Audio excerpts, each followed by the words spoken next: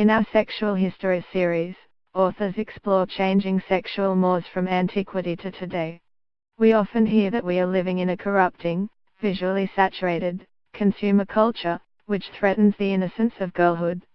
But representations of young girls in the European postcard trade at the turn of the 20th century cast doubt on this notion of an ideal, more innocent past.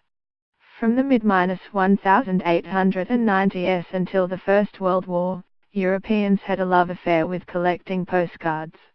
Created in 1874, the Universal Postal Union established standardized postal regulations at accessible rates for its member nations. This greatly contributed to the postcard craze. In bigger cities, cards needed just a few hours to arrive at their destinations. The world was at one's fingertips. Rival publishers vied for attention with collectors' competitions, impressive exhibitions, and artistic innovations.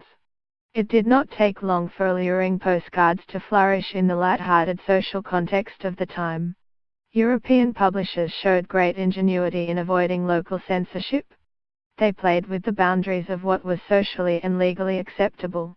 Yet the trend of erotic postcards did not just bring cheeky smiles and cheerful eroticism. A quick look at one Italian postcard, c.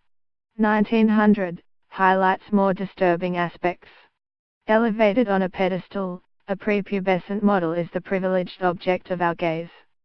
Side lightings magnify her blonde mane, and sculpt her flawless skin. A neutral backdrop focuses the attention on her statuesque body. This little goddess is a work of art. Let us study the precise nature of this ideal. 3 eggs hide the sitter's bosom. They allude to the symbol of fertility, while playing with the visual resemblance between the shape of breasts and eggs.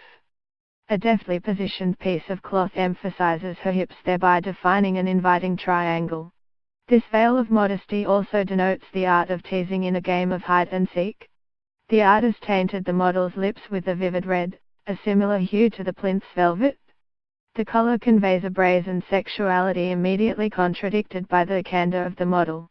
What strikes one's attention is precisely the discrepancy between these sexual innuendos and the sitter's youthful avidity. She proudly smiles, unaware of the pedophilic gaze she may entice in the adult viewer.